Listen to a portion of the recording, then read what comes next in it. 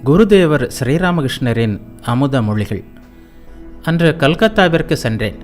வண்டியில் போய்க் கொண்டிருந்தபோது எல்லோரும் கீழ்நோக்கிய பார்வை உடையவர்களாக இருப்பதைக் கண்டேன். எல்லோருக்கும் வயிற்றை பற்றிய நினைப்புதான். எல்லோரும் உணவிற்காக ஓடிக்கொண்டிருந்தனர். அனைவருடைய மனமும் காமினி காஞ்சனத்திலேயே உழன்று கொண்டிருந்தது.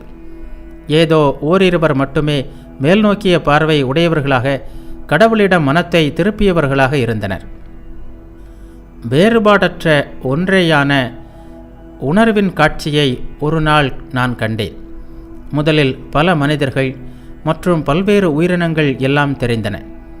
அந்த கூட்டத்தில் செல்வந்தர்கள், ஆங்கிலேயர்கள், முகமதியர்கள், தோட்டிகள், நாய்கள் முதலியோர் இருந்தனர். நானும் இருந்தேன். வேறொரு நாள் இன்னொரு காட்சி தெரிந்தது. அதில் மலம், மூத்திரம், சோறு, கறி மற்ற உணவுப் பொருட்கள் எல்லாம் சிதறி கிடந்தன. திடீரென்று என் உடம்பிலிருந்து ஜீவாத்மா வெளியே வந்து ஒரு நெருப்பு சுடர் போல் இவை அனைத்தையும் சுவைத்தது. நெருப்பு சுடர் போன்ற நாக்கை நீட்டி ஒவ்வொன்றையும் நக்கி ருசி பார்த்தது போல் தோன்றியது.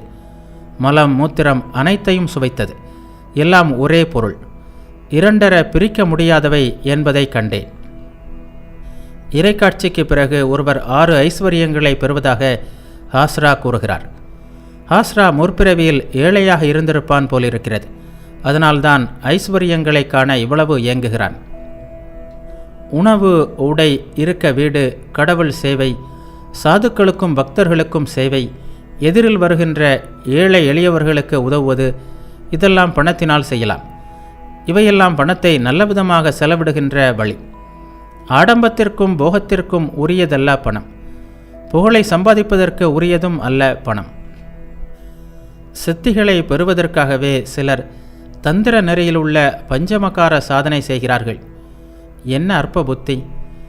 கிருஷ்ணர் அர்ஜுனனிடம், நண்பா, 8 சித்திகளில் ஏதேனும் ஒன்றை நீ அடைந்தால் உனது சக்தி அதிகமாகலாம், ஆனால் என்னை அடைய முடியாது என்றார். சித்திகள் இருக்கும் வரை மாயை விலகாது. மாயையிலிருந்து அஞ்ஞானமும் திரும்ப வருகிறது. உடல், பணம் இவை நிலையற்றவை. இவற்றிற்காக ஏன் இவ்வளவு தடபுடல்? கடயோகிகளின் நிலையை பாருங்களேன். உடலை எப்படி நீண்ட நாட்கள் வைத்திருப்பது என்பதுதான் அவர்களுடைய எண்ணம். கடவுளை பற்றிய சிந்தனையே அவர்களுக்கு கிடையாது.